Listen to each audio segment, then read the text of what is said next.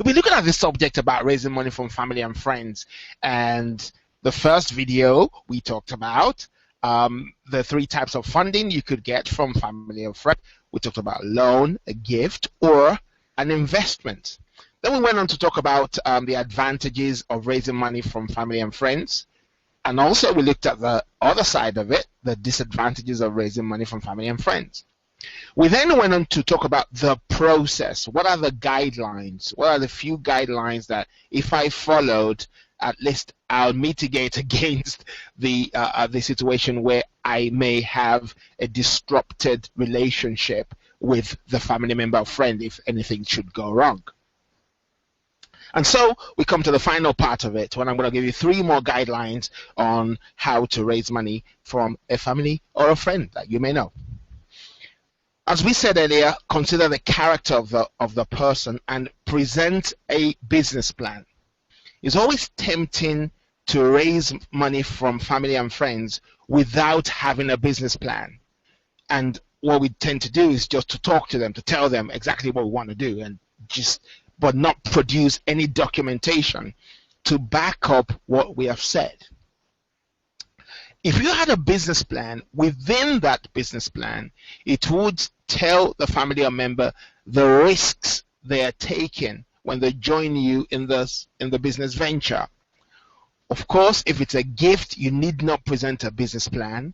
But if it's not a gift, if it's a loan or it's an investment, you absolutely need to present some form of business plan. It will help you in the long term, just in case. All right.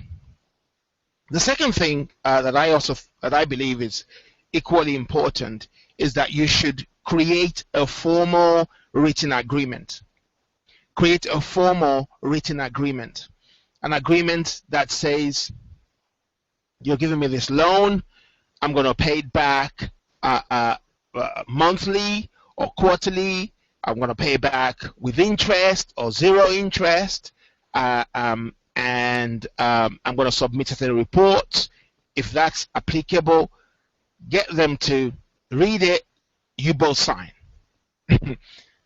Deal with it on a business level, because here's the deal. The moment you say to somebody you need to sign here, they're gonna read that document. Only my wife didn't read. I went to her the other day, I said, "Darling, sign this check. Just sign here." And she just signed, and we laughed about it. That that's the kind of that kind of trust you have to build with your wife. You can say, "Just sign there. Don't read it. Just sign." Right?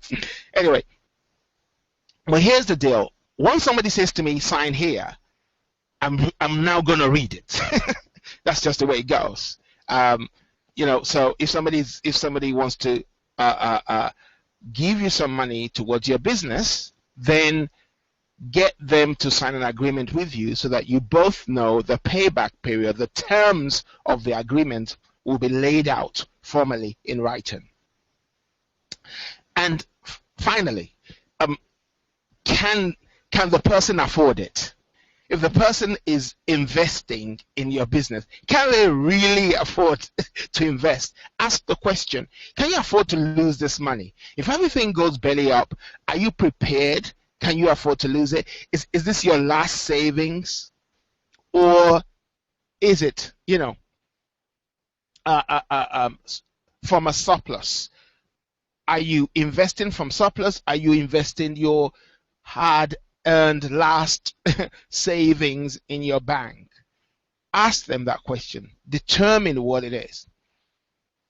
If they are not comfortable with taking risks and they're going to invest their only savings, run away from it, because if it goes wrong, it's going to be really bad for the entrepreneur. So let's ask these questions. No matter how difficult it may seem, let's ask these questions, because it would help us in furthering our move to build high performance businesses without problems with the family and friends too.